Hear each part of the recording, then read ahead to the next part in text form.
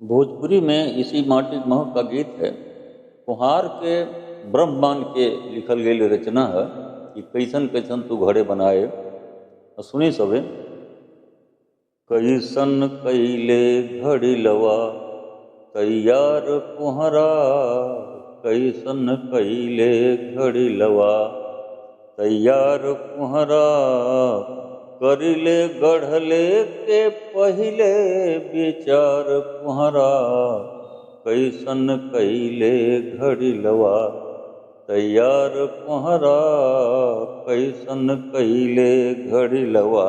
कैसन मटिया के लोनवा बनौले, कैसन मटिया के लोनवा बनौले, कौन करिश्मा से चकवा चलौले, कौन करिश्मा से चकवा चलौले, बटुरी बाउर सुघर दुई चार कुम्हारा, कैसन कैले घड़ी लवा तैयार कुम्हारा, कैसन कैले घड़ी लवा।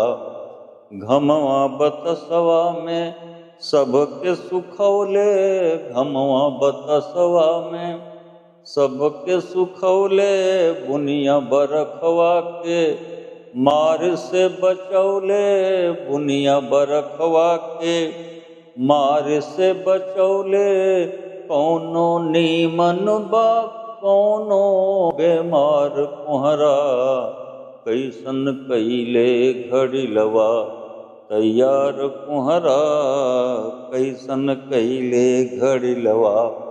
छोट बड़ साथ साथ सबके पकौले, छोट बड़ साथ साथ सबके पकौले, एक साथ यहुआ में अगिया लगौले, एक साथ यहुआ में अगिया लगौले, पाकल पंडित बा सेवर गंवार कुम्हारा, कैसन कैले घड़ी लवा तैयार कुम्हारा, कैसन कैले घड़ी लवा।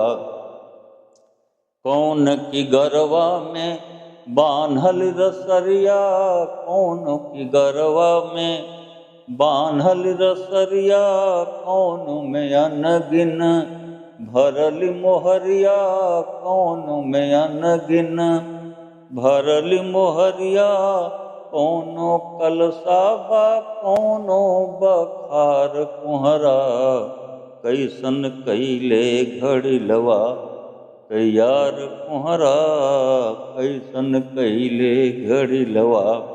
किस्म किस्म के बा सबके सुरतिया, किस्म किस्म के बा सबके सुरतिया, कौनो ससती कौनो महंगी मूर्तिया, कौनो ससती कौनो महंगी मूर्तिया, कौनो साजल बा कौनो उघार कुम्हारा, कैसन कैले घड़ी लवा तैयार कुम्हारा, कैसन कैले घड़ी लवा। गवई बिके कौनो बिकेला बजरिया, गवई बिके कौनो बिकेला बजरिया, मड़ई मिलल कतहीं मिले ले अटरिया, मड़ई मिलल कतहीं मिले ले अटरिया, कौनो नगदी बा कौनो उधार कुम्हारा, कैसन कैले घड़ी लवा। अंतिम बंद जिसमें पांचों तत्व की बात मैंने किया इसमें। कौन जुगतिया से गुलिये खिलौले, कौन जुगतिया से गुलिये खिलौले, कौन कौन चीज कितनी मिलौले, कौन कौन चीज कितनी मिलौले, काहे फुटले पर होला चिघार कुम्हारा, कैसन कैले घड़ी लवा तैयार कुम्हारा, कैसन कैले घड़ी लवा।